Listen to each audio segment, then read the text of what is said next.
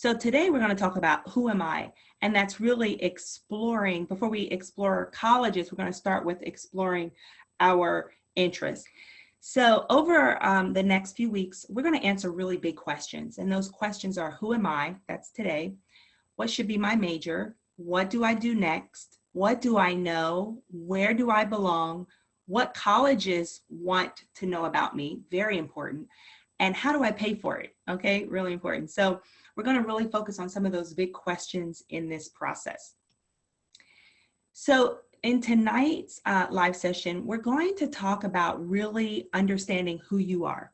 Going back to answering this big question, who am I? And really exploring your interests and your personality, but focusing on you.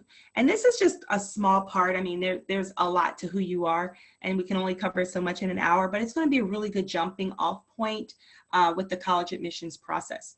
So to know where you're going, you need first to know your strengths and your talents. And that's what we're going to discover in tonight's lesson. Who you are and what's important to you. Very important. Because a lot of times students want to just focus on the school. You know, where am I going? Where am I going? But if you don't understand who you are, the best type of learning environment, what is it you want to do, then it's going to be really hard to determine where you should go. Because the reality of it is there are close to 4,000 colleges and universities throughout the US. That's a lot. And when you think about it, you're trying to create a list of about maybe 8 to about 12 schools or so, you know, in that range of schools.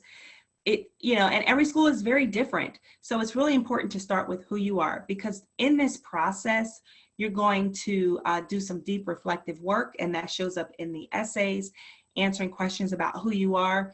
You're going to be able to talk about what's important to you in terms of a school. And at some point, especially if you're a high school senior right now, you're going to have to look ahead or look at your school list and say, you know, why do I want to go here?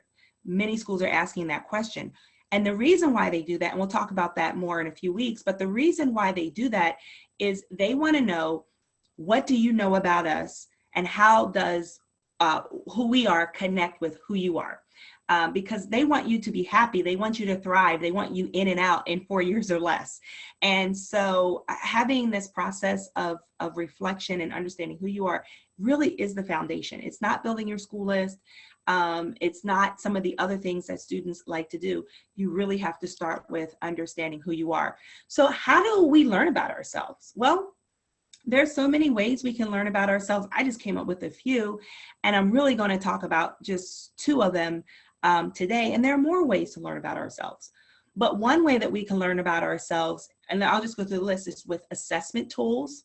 Another way is through self-reflection, feedback from people who know, who love you, people, you know, you trust their opinion, you know that they're going to provide some really good feedback. So that's another way to learn about yourself, and by trying new experiences. So one of the nice things about your extracurriculars, so your core courses, that's kind of set. You know, your school has maybe your graduation requirements, or, you know, there's certain classes that you have to take, you know, so much English, so much math, and your history and all of that.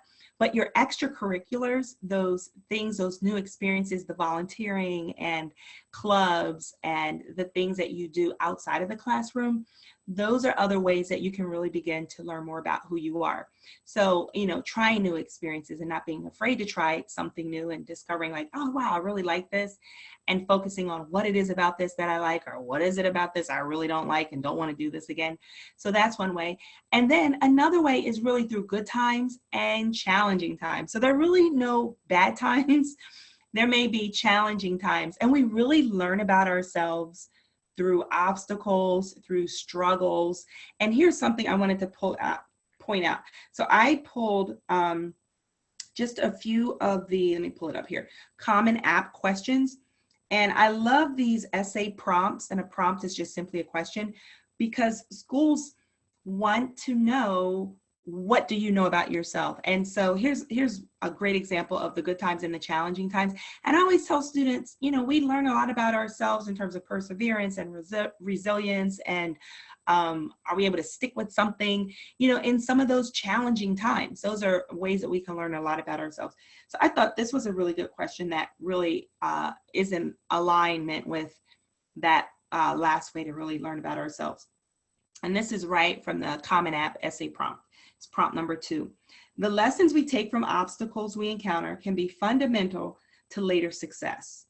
Recount a time when you faced a challenge, a setback, or a failure. How did it affect you, and what did you learn from the experience?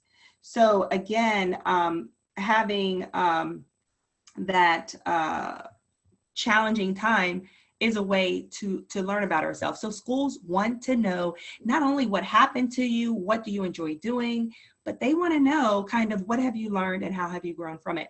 And so that's really important. So having this as a foundation, having the assessments and understanding yourself is a great way to really jumpstart this process.